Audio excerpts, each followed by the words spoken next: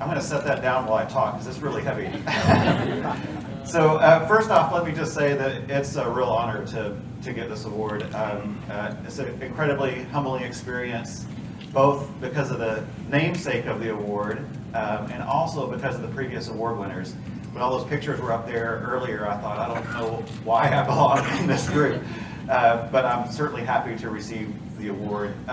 So I was asked to talk for about 20 or 30 minutes on a topic of my choosing. So I thought, since this is an award about communication, I would talk about maybe what an agricultural economist has to say about communication. Now you might be asking yourself, what does an economist know about communication? Hopefully I can convince you that maybe we have a little something to say about how to communicate about food and agriculture. And so I thought I'd start off by maybe telling you a little bit of a story. A few years ago, I had the privilege to do a sabbatical in Paris. Those were my boys at the time. They're a little older now. They would never be caught dead wearing those hats again. But those of you that have been to Paris or live there know they have fantastic department stores. So that's a picture of Galeries Lafayette. And the one that was closest to our apartment is the one on the bottom there, Bon Marché. And we had just moved there. We were unpacked. We were getting ready to eat dinner. And so we thought, we had read about this. Bon Marché has a food market just across the street. And we said that would be a really cool place to go to buy some stuff to eat dinner. So we walked over there, and this place was absolutely amazing. So there's a picture just of their aisle of coffees. The other picture there on the bottom corner is just a small slice of the wall of cheeses and butters that they had in front of us. And so I'm walking around, my jaw's kind of on the floor at just the amazement of all these food options. And I turned around and looked at my wife, and she was kind of, tearing up a little bit. And, I said, well, honey, what's wrong? And she was just overwhelmed. She said, I don't know how we're going to make all our dishes. None of our recipes will work. I'm looking for, sour cream. I can't find it. I just want cheddar cheese. I don't care if there's 1,000 different other cheeses. And she might have also been a little stressed because we had to walk back through these, vendors and lug all these groceries about 6 or 7 blocks back and up the whole series of stairs without an elevator. So that could have been a part of the stress as well. So the reason I tell that story is that in the historical context, the concern that my wife had is pretty unusual. Throughout most of human history, what we've been worried about is not how are we going to deal with all this variety and abundance, but are we going to have enough food to eat? And so, I think the reality is most of us face that amount of abundance and variety every day in our daily lives. So I challenge you, when you go out from here, when you go to the grocery store next time you're at home, I did this once a few years ago in our own Walmart. I counted the number of varieties of bread that were in Walmart. There were over 100. And so the reality is, in our daily lives, we face the same kind of abundance and variety. It's just sometimes we have to get outside of our normal comfort zone and go to a place like Paris where we can't speak the language for it to really shock us as to how much food availability and abundance that we have today. So it's really a blessing of our agricultural system that we have today. So like I said, you would think, given our historical concerns about being able to produce enough food, what would be the average or sort of the modal thinking about food and agriculture these days? Do you think it would be that, we avoided that Malthusian trap? Man, we should feel really grateful about our food and agricultural system. That's the prevailing view about food and agriculture, right? Well, unfortunately, I think there's, that's not the average view, at least of what I would call the more elite media today. So there's what I would call an emerging food movement. It's not the word I have given to it. It's a word they use to describe themselves. And it's a whole, collection of both best-selling authors and books, a whole set of NGOs, conferences, food labels, and a whole variety of policies and folks that are interested in our food systems. A lot of good things we can say about the food movement. They've caused people to think more carefully about where their food's coming from. It's encouraged people to use the power of their wallet to get things they want out of the food system. So there's a lot of positive things we can say about this food movement. But the interesting thing about this food movement is that the sort of main message, the core of a lot of what they're about, is not that we have thankfully avoided the Malthusian trap, but rather that our food system is broken. And that we have to do something to fix this broken food system. And it's not just that. I think the thing that's most relevant to this group is there's a pervading view that really a lot of what's wrong about our food and ag system is the technologies that we've adopted. And so there's a very philosophical, I think, part of this movement. It doesn't describe necessarily everyone, but it is very hostile to innovation, science, and productivity growth applied to food and agriculture. And I think that's the key challenge. how do we communicate in a productive way with folks in this food movement? These are the folks that are influencing the next generation's thoughts about food and agriculture, and how can we engage with them in a very productive way? Because I think it really matters. It matters how we engage with these folks. So just to give you a couple of examples there, this is some data that I threw together in the last couple of days. It just shows different countries. On the bottom axis is the productivity of a country. It's basically how much food can you produce per worker. On the other axis, the vertical axis, is a measure of that same country's food security. How well fed are you? And you can see there's a positive relationship there. So in other words, the more productive your agriculture, the better fed your citizens are. And that's particularly true at the bottom end of that picture. And so I think the point of that is to say, if we're going to move to lower productivity forms of agriculture, there are real consequences associated with that, particularly when we move to some of the lowest productivity forms of agriculture. So there are some serious trade-offs that we need to think about if we're going to move to production systems that are much lower forms of productivity. It's not just about, number of acres used or how many people are fed. Of course that matters, but I think the broader context of why agricultural productivity growth matters is one that relates to a whole set of resources that we use. It's related to this discussion about sustainability. So this is a graph that was in a piece I was able to write for the New York Times a few years ago. And I should say I stole this concept from one of the previous winners of this award, Alison Van Eenenen, so I can't take 100% credit for this thought. But the idea behind this graph was I just wanted to do a little bit of a thought experiment and say, what if we wanted to eat the same amount of beef, for example, in this country that we ate today, but we wanted to do that using 1950s technology? How many more cows would we need? And so my calculation there is I think it's about 15 million more cows we would need if we wanted to eat the same amount of beef we had today, but do it using 1950s technology. Now that's literally cows. It's not counting steers and heifers because the data didn't go back that long. So on the dairy side, you can see we need over twice, almost 2 times more dairy cows if we want to consume the same amount of dairy we consume today, but do it using 1950s technology. And you can see on the bottom the acreage there, particularly with corn. What if we wanted to consume the same amount of corn we consume, at least in this case, in 2015, but you do it using 1950s yield? We'd need over 200 million more acres.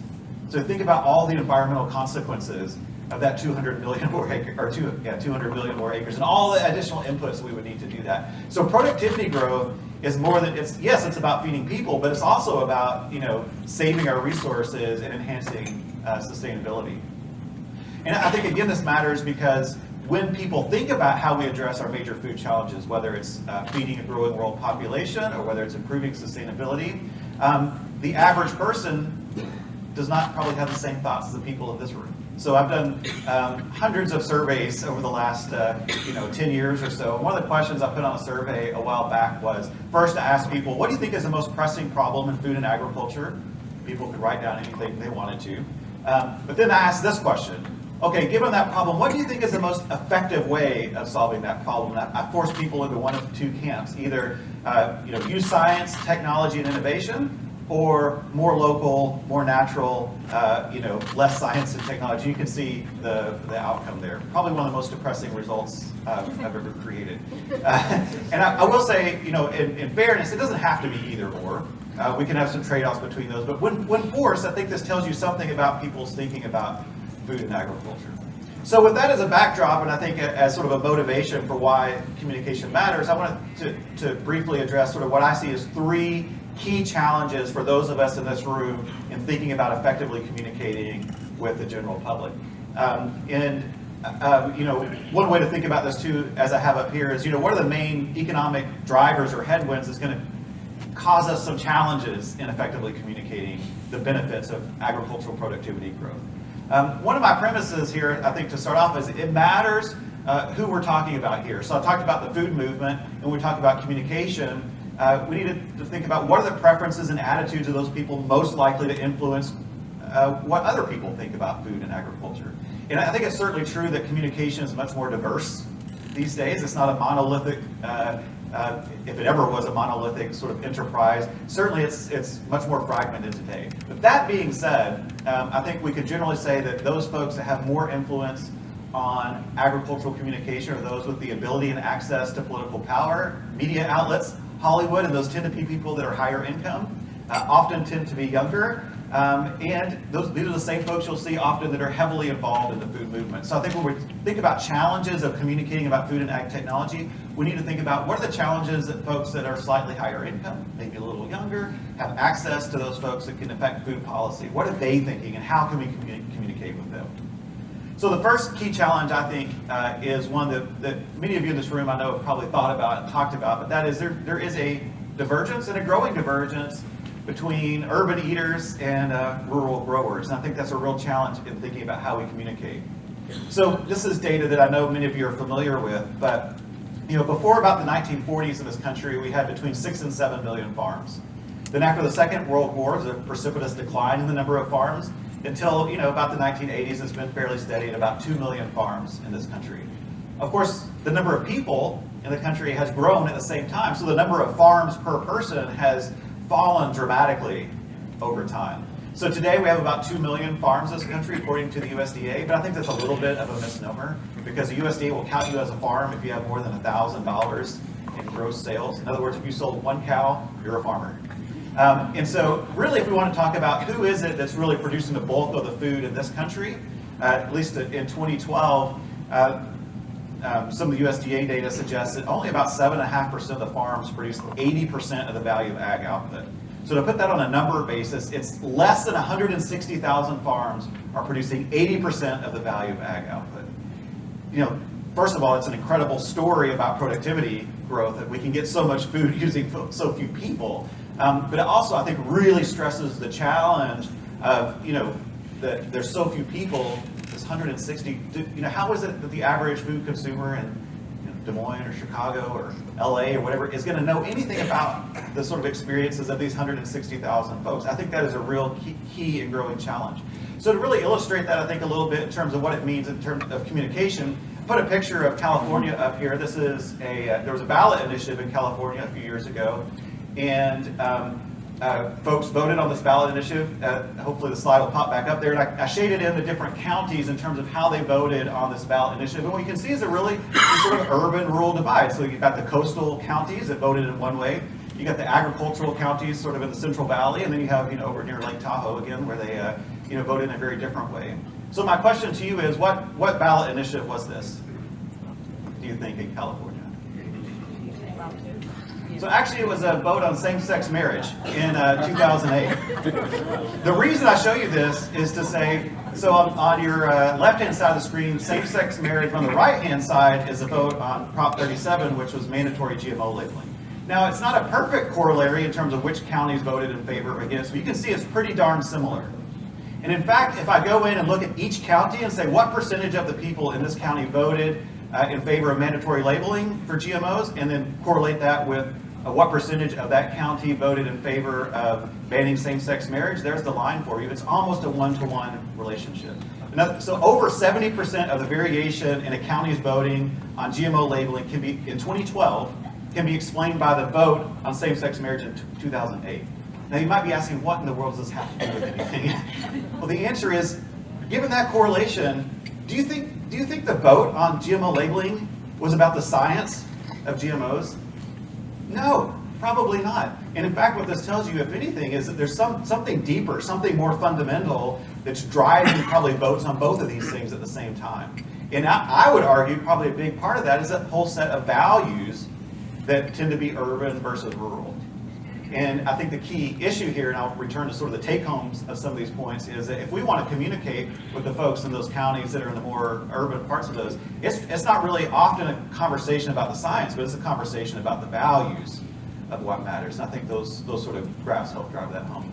I think another key sort of headwind that's going to be a real challenge in terms of communication is inequality. A lot of you have heard about debates about income inequality in this country, but I think that income inequality is also spilling over to discussions about food as well, and the preferences of the folks that are affecting the media. How do they correlate and how do they match up with sort of the average food consumer preferences? So first, I'll take a look at this from a world perspective. So as an economist, I want to get at least one solid economic concept in here. So this is what we call an Engel curve.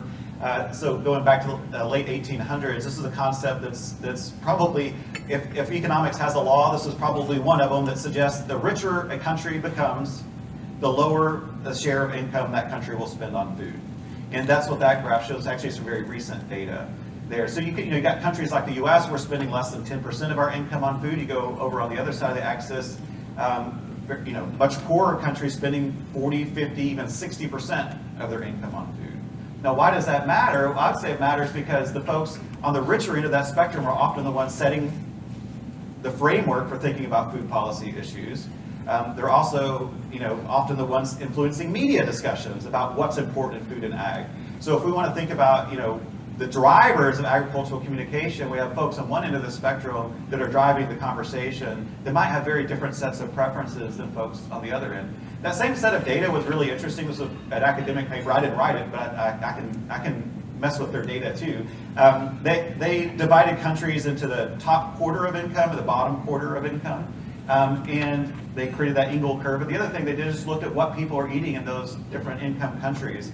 One of the things they found is that in the lower income countries, it's not just a share of income, they're consuming 77% less food. That's the volume of food in lower income countries. It's not just the volume, it's diversity of food.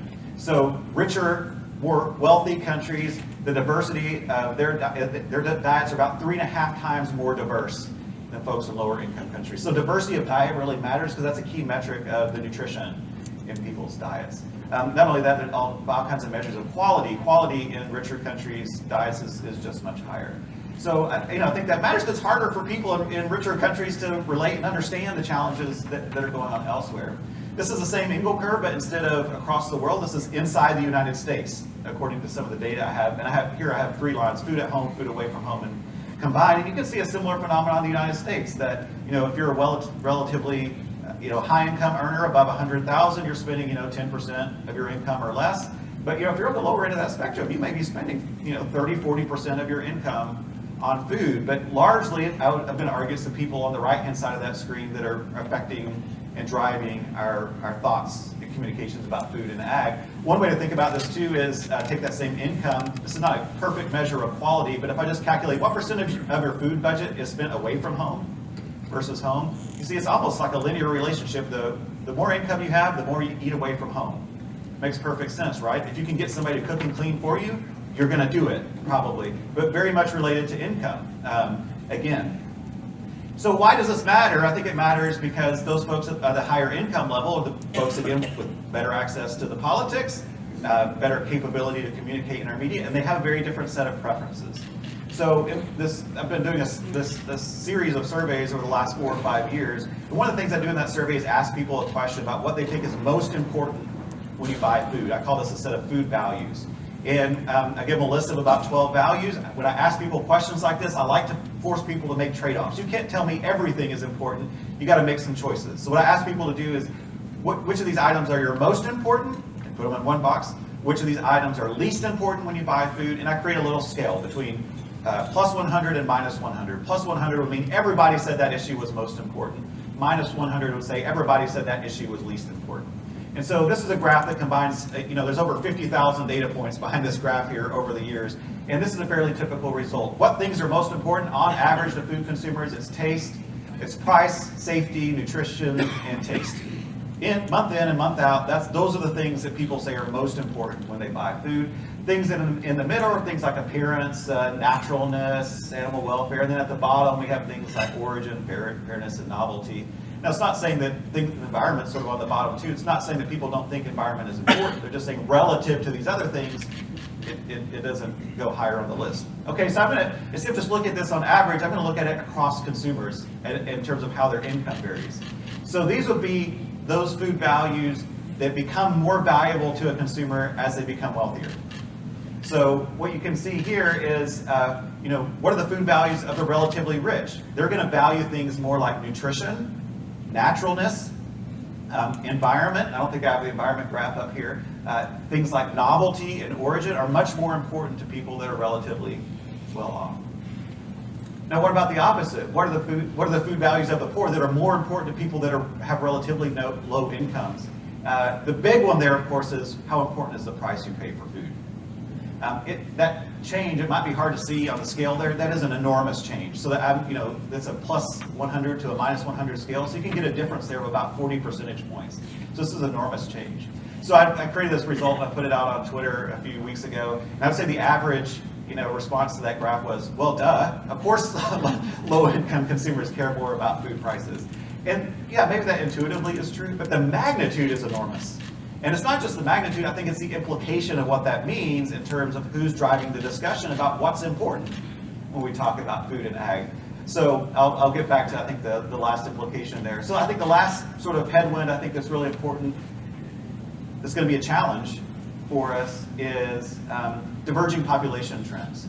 So, when I come to meetings like this, one of the big motivations of meetings, like this, where we're sort of talking to our own inside group in agriculture is, we need to feed feed 9 billion by 2050.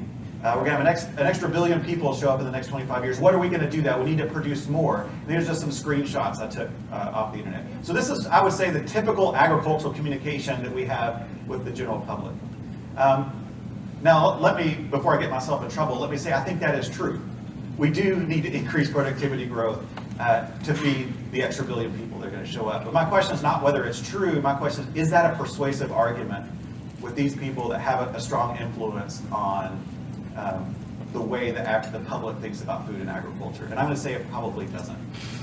For one reason, we can see there's a lot of pushback among folks in that food movement whenever people make arguments like, we need to feed an extra billion people. Here's a food tank that says, well, we already produce enough food. Really, we're just not eating the right things. So we're going to need in a lot of cases, a whole set of coercive policies to get people to eat the right things, and we don't have to worry about productivity growth anymore. Or you got folks like Mark Pittman, and he also says, it's not really about food production. We got that problem solved. It's really just a problem of poverty. Now, I don't necessarily agree with that, but if he has a solution to solving poverty, I'd like to hear that too, because that's not an easy solution. So I think the challenge is that yes, people hear the agricultural community when we say we need to feed 9 billion people, but what they do with that information might be something we didn't anticipate. So there's a whole reducitarian, I'm not sure if I'm saying that right, movement, which basically says, okay, I agree with you, so our movement is going to eat, is going to say what we should do is just consume a lot less. In other words, that's not necessarily a bad intention, but it also means consuming a lot less of the products that our farmers are producing. So I think we have to think very carefully about what these messages mean and how persuasive they are with people in the general public. So these are population trends relative to 1950 in 3 different countries, low income, middle income, and high income countries. So the bottom line there, the kind of bluish gray line, is income growth and then projected income growth in high income countries. What we can see is there's been income growth in high income countries like the US, but it's actually really leveling off and maybe even declining at some point. So when you're communicating that we need to feed an extra billion people, and you're communicating that inside a country like the United States or Western Europe, you're talking to a set of people that are looking around and saying, I don't see it. Food prices seem relatively inexpensive. Actually we may have declining population. The urgency isn't there for those average food consumers. Now the problem is real because you can see the middle income and high and low income countries are expected to have dramatic increases in population. So the problem is real, but communicating it to the folks that are controlling the agenda is indeed a very real challenge. So what are the implications of these 3 trends, maybe the take-home messages? One is, I think it's got to be more than just saying we need to get our message out. So I've been in lots of farm audiences where that's the message is, we just need to tell your story. And I would say that is true. I encourage people to do that too. But it matters how you tell the story. You need to communicate that story in terms of the values of those maybe urban consumers. What matters to them? And it may be things like the environment, it may be things like nutrition, and it may be things like, what are you doing to help preserve nature? Those might be things that we maybe feel a little uncomfortable about, but if we want to make headway in communicating with folks with those urban values, we have to get the message out in a way that appeals to people that we want to hear it. And so, that's sort of the second point there too, that the people who probably are influencing food and agricultural conversations in the media really care about a much more diverse set of things than we often talk about here. And so I think we need not only communication, but we actually need innovations that make food, tastier and better for the environment, and talk about those things too. And lastly, it's certainly true, I think, that we need to feed the world, but it's hard to convince people in a rich country like ours that that's a core motivating factor. And so the point there is, I think we need to think about in-group motivations. So we can motivate ourselves by saying we need to get to work, in the lab and in our research to make sure we can increase productivity growth because we have this people to feed out there. That's a good motivation for us, but that's not necessarily the same message we need to be having with everybody else. I'm not saying it's a bad message. I'm just saying it's not one that I find in talking with people that's incredibly persuasive. So make sure we're not using we have different messages for people inside and outside our groups. So just to wrap up here, you might ask, okay, what do you do about all that? How do you do it? How can you communicate in a way that both allows and encourages productivity growth in food and ag, but does it in a way that's acceptable to these folks that I'm talking about? I think that's the key challenge of our time. If I had the answer for that, I'd be getting more than just this prize. If you all had the answer to that, you would already be doing it. So there are no silver bullets here. There are no easy answers to this question, but I'll at least wrap up by telling you sort of the way that I've thought about trying to do this, and I think it's really the tack I've tried to take in this latest book, and that is to try to tell an optimistic story about what science and technology can do from the eyes of the people that are either creating the technology or using it. And I think that's really largely what's been missing, is a lot of the food and ag tech farmers and people who adopt them, but people don't know them. So it's hard for them to see why those technologies matter. So being able to tell those stories through the eyes of the innovators and the eyes of the users, and quite frankly, tell the stories of how these technologies are going to benefit you, really matters. And so I don't probably have enough time here to tell all those stories, but I'm just going to give you a little bit of a flavor of the kinds of things I've talked about in this book. One is there's a whole chapter about precision agriculture. So one of my former neighbors in Stillwater, Oklahoma was David Waits. He was involved in precision agriculture in the early 1990s, before there was even the GPS system in place. What's the promise of precision ag? To increase yield, to get more output for a given amount of land, but also there's these environmental benefits potentially, that if we can use less nitrogen or use it in a more judicious way that prevents runoff, that's an incredible environmental benefit. It's something that motivates somebody like David, and it's something that people care about. This is a technology that's already being used on farms, and yet it's one that most food consumers have no idea about. So that's a story that I think is very likely to appeal to a set of values that people have, and it's a technology we're already using. Speaking of precision ag, there's all kinds of neat stuff going on. So this is a picture of a piece of equipment at Oklahoma State. We will talk about precision application of nitrogen. They're actually doing it on a plant-by-plant basis. You can't really get much more precise than that. Actually saw our ag engineers at Purdue the other day had a machine out. They're doing plant-by-plant application of herbicides. So again, you can't get much more precise than that. Now, are these commercially viable yet? No, not quite, but they're getting there. But these are the sort of things on the horizon. One of the things that's really great about working at a land-grant university is, when I get to go into work and I go to meetings and see my colleagues, you just get to see all kinds of cool stuff that we've been doing. And I think that's one thing that when I have got to talk in college campuses that are not land-grant universities, they have no idea of the kind of work that's going on at our universities. I think we have an incredible story to tell there, that if you care about sustainability, we've been studying this stuff for hundreds of years. There's a picture of a plot at Oklahoma State, the Magruder plots. And these plots, this was an experiment that started in the late 1800s. They wanted to study what happens when you plow up native prairie ground and just planted continuous wheat year after year without any application of fertilizer. What would happen? So, for 120 years, there's been an experiment going on in that same ground right there about sustainability. How long can we sustain wheat yields if we don't apply fertilizer? What do you think the wheat yields have been on that plot in the last 10 years versus, say, the late 1800s? They're actually higher, even though there's never been any additional fertilizer applied to that field. You might ask, how in the world is that possible? And the answer is people like this. It's the wheat geneticist, Brett Carver. They're planting ever better varieties of wheat on that field. So in other words, the gains in genetics have more than offset the losses in soil fertility. Now the good news is we don't have to accept losses in soil fertility. It's just an experiment, right? We can add back some soil amendments and have increases in soil fertility. But I think this tells you the really incredible, gains that we've had in genetics. And these are stories that are out there. They're on college campuses all across this country that the average person knows very little about. There's all kinds of technologies, not just at home, but in some more impoverished parts of the country. I had some colleagues that were working on improving the way you can hand plant seeds in ways you don't have to handle seeds that have coatings on them that help the seeds grow, but may not, were not originally intended to be handled by hand. There's all kinds of interesting innovations on the animal welfare front, and housing systems might be a little more expensive in terms of egg or pork or poultry prices, but can improve animal welfare in ways that really are scientifically defensible. So we can improve quality and things that consumers care about also by using scientific development. I know the World Food Prize winner last year was given to award some work in micronutrient development in staple crops. And I think this is a really great story that really hits home for a lot of people. You're all familiar with golden rice. We also have the sweet potatoes that have more beta carotene in them. I had one of my former students that worked on some of those projects as well. Last couple of examples here, but one, I think on talking about biotechnology, and I think Julie was right about the CRISPR. You have to be careful about how you think about these things. And one of the really cool things is you can find student groups. They're doing all kinds of cool biotechnology research. This is a group of students out of UC Davis that won a competition called iGEM, Internationally Genetically Engineered Machine Competition. They hold at MIT every year. And what did they do? They genetically engineered a bacteria to be able to detect, to sense, and send off a signal, rancid olive oil.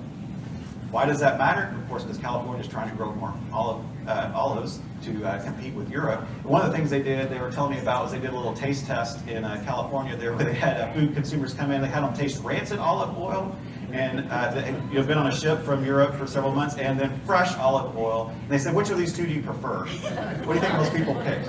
According to them, they said most people picked the rancid, because it's what we're so accustomed to and familiar with. And so I guess the challenge, according to them, was that being able to test for this in a cost-effective manner has been a real challenge.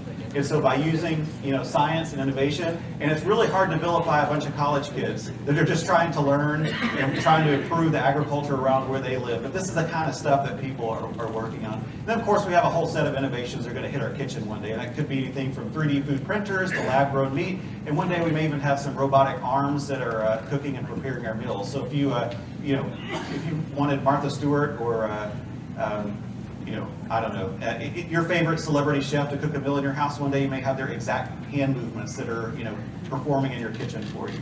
So just to conclude, it's again a great honor to receive this award. I'm personally very optimistic about the future of food and ag, and one of the reasons is I think we do have all kinds of technologies that are very appealing to the public. But yes, it's improving food security, but it's also improving the quality of food, the nutritional quality of food, the taste of food, and bringing down food prices. And I think that's a great story that we have to tell, and I'm really humbled to be given an award for my little small part in telling that story. So thank you.